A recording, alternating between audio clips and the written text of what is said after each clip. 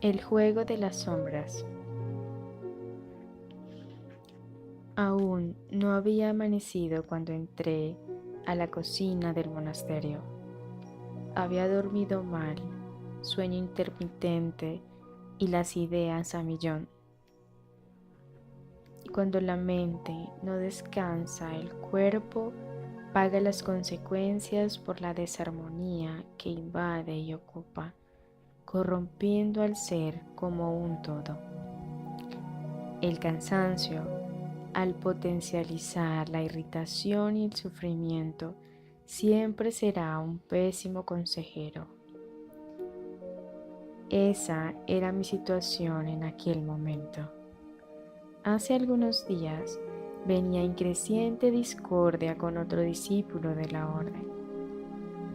Todo comenzó por un motivo bobo, una pequeña crítica que él hizo al trabajo filantrópico que yo coordinaba. Retribuí señalando fallas de conducta en aquel que me censuró. Él replicó subiendo el tono de la crítica. El intercambio de ironías fue ganando dimensiones inesperadas y la tarde anterior en áspera discusión casi perdemos el control. Es decir, faltó poco para intercambiar patadas y puños. Las ofensas verbales no pudieron ser evitadas. Cuando tomé la cafetera para colar el café, noté que estaba lleno y caliente. Alguien había llegado allí antes que yo. Al mirar hacia atrás, vi que había sido el viejo, como cariñosamente llamábamos al más antiguo del monasterio, sentado en absoluto silencio y reflexión, con una taza humeante enfrente. Él me ofreció una sonrisa sincera cuando nuestras miradas se cruzaron. Con un gesto sutil de la quijada, me invitó a sentarme a su lado. Llené una taza con café y fui a su encuentro. Entonces, antes de que él pudiera articular cualquier palabra, abrí el verbo, dije que necesitaba desahogarme y le narré todo el conflicto.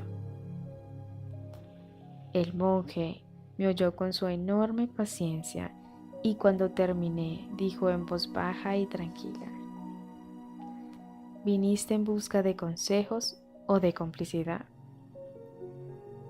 ¿De alguien que te diga la verdad o de alguien que te dé la razón? Me mostré indignado, pues no había duda de que yo estaba correcto y que el otro discípulo debía, como mínimo, llevar una advertencia. Sin alterarse, el viejo dijo: para todo hecho hay como mínimo dos versiones, más allá de la verdad. Argumenté que había sido el otro discípulo quien había comenzado todo. El monje respondió de inmediato: eso no tiene importancia, así como no me interesa quién tiene la razón. Bebió un poco de café y prosiguió: sin embargo, todo aprendizaje merece atención. Si no me equivoco, tenemos una bella lección que, si bien es aprovechada, puede fortalecer, además de traer crecimiento espiritual a todos los involucrados. Le pregunté si él se refería al perdón. El monje respondió de inmediato: claro que el perdón tendrá que ser trabajado no solo en este caso. El perdón siempre será necesario, pues es imposible ser feliz sin perdonar. No obstante, hay otra preciosa experiencia que nos ofrece una valiosa sabiduría: entender el juego de las sombras. El mal es el alimento de las sombras y concede poder a las tinieblas. Somos nosotros que al rechazar tanto el mal, por más contradictorio que pueda parecer, acabamos alimentándolo. La violencia es un manjar muy apreciado, la ofensa una deliciosa cena, los rumores un aperitivo muy aplaudido, la venganza el plato predilecto, el sarcasmo una sobremesa elegante. Los sofisticados ingredientes de ese banquete sombrío son el orgullo, la vanidad, el egoísmo, los celos y el miedo.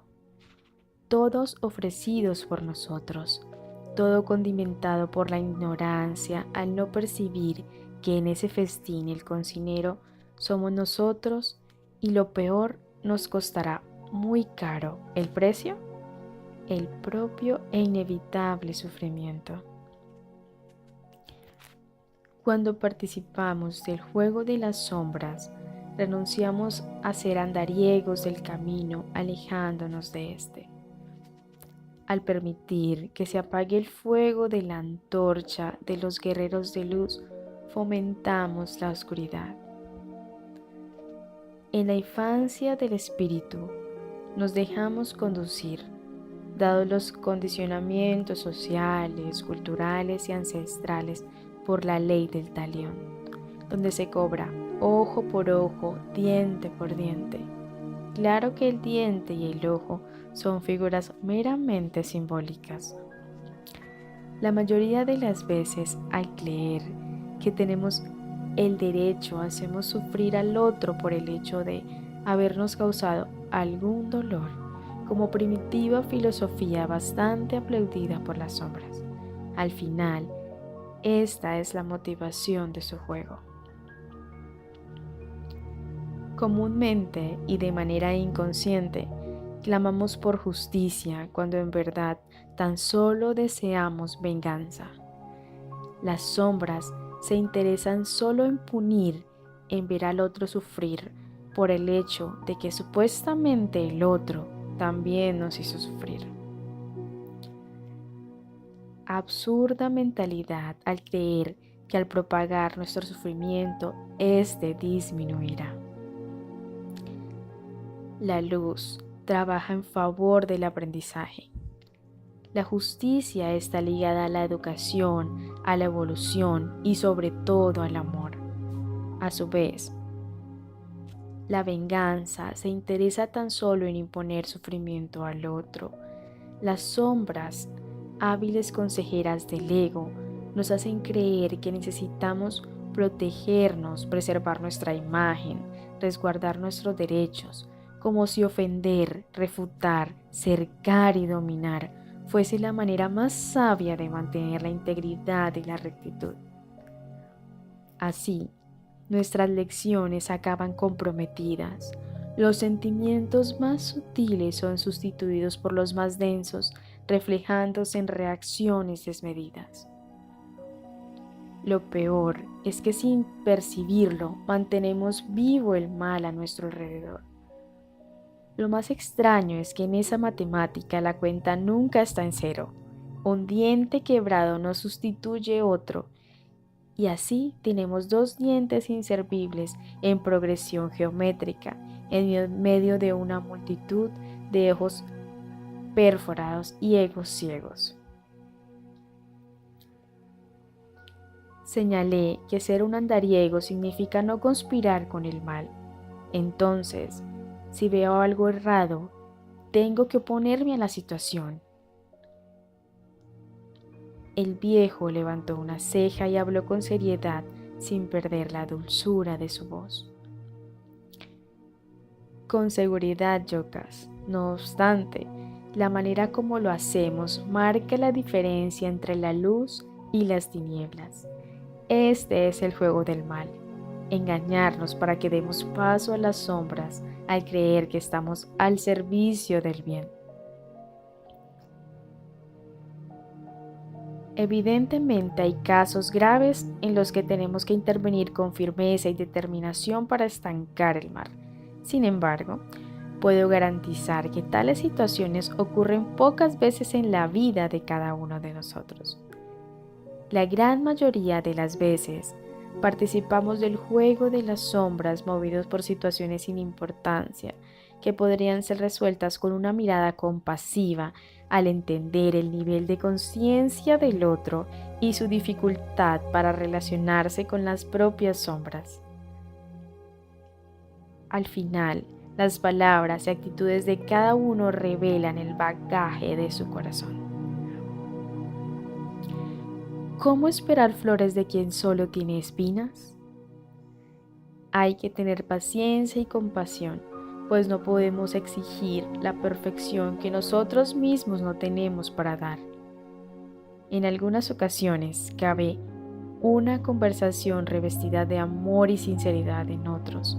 Un silencio misericordioso es más que suficiente. Bebió un sorbo de café y continuó. No devolver la agresión no hará débil a nadie, sin embargo, mostrará el coraje del andariego al dominar el propio ego y su sabiduría al negar el alimento de las tinieblas, dejando que el mal perezca por inanición. Permitir todos los días que la voz sagrada de su alma sea oída cada vez más y su valioso secreto ejercido. Ofrecer siempre lo mejor sin esperar nada a cambio. Esto es iluminar los propios pasos. Al día siguiente ofrecer aún más del amor que hay en ti y esperar todavía menos a cambio. Esta es la batalla de la libertad del ser. Este es el buen e inevitable combate. Es necesario tener cuidado con el juego de las sombras. Este comienza despacito, casi imperceptible, para ir ganando peso poco a poco, ocupando terreno dentro de nosotros hasta dominar nuestros sentimientos y manipular nuestros pensamientos. Es en esta hora que acabamos escogiendo el sufrimiento. El mal es ingenioso y furtivo. Su mejor truco es hacernos creer que no existe en nosotros. Así, por descuido y engaño, se complica el propio destino. Casi siempre, el juego de las sombras comienza con un motivo fútil, un breve comentario o una actitud impensada del otro con relación a nosotros. Las sombras del egoísmo, del orgullo, de la vanidad, dependiendo del caso, despiertan para avisarnos que el ego fue maculado y nos transforma en supuestas víctimas. Ellas, las sombras, aumentan la grandeza de la supuesta agresión, adicionan levadura a la ofensa para que la rabia crezca dentro de nosotros hasta que transborde en resentimiento. La respuesta acaba siendo desproporcionada e innecesaria, pues pretende principalmente herir el sentimiento del otro en igual o mayor intensidad que el dolor que sentimos. A su vez, el otro, si es un andariego con experiencia, percibirá claramente el juego de las sombras y lo detendrá, reaccionando con amor y paciencia. En caso contrario, doblará la apuesta para devolver la ofensa con mayor intensidad, lo que nos moverá a la revancha interminable de violencia y sufrimiento. Así, participando en ese nefasto juego, construimos el propio infierno. Hizo una pequeña pausa y completó. Lo peor es insistir en culpar a los otros o a la vida por dicha infelicidad, sin percibir la responsabilidad y la consecuencia de las elecciones que hacemos. Basta entender que para acabar con el sufrimiento, basta con modificar la manera como reaccionamos a todo lo que nos incomoda. Aquí está la llave de la prisión.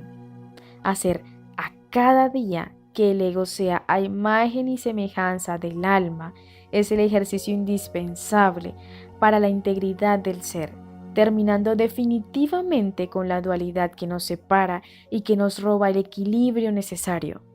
Tan solo así, la agonía dará paso a la paz, transmutar poco a poco las sombras que nos habitan y terminan con su juego es lo que nos permite iniciar el camino, es lo que nos concede alas para el fantástico vuelo hacia tierras altas. Percibes que en este caso no se trata de un conflicto del mundo y sí de una batalla personal que trae sufrimiento por falta de armonía.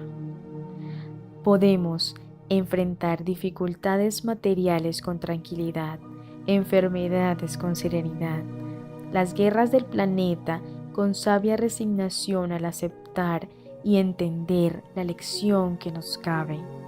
Sin embargo, no conseguiremos jamás la felicidad sin que habite en nosotros la paz.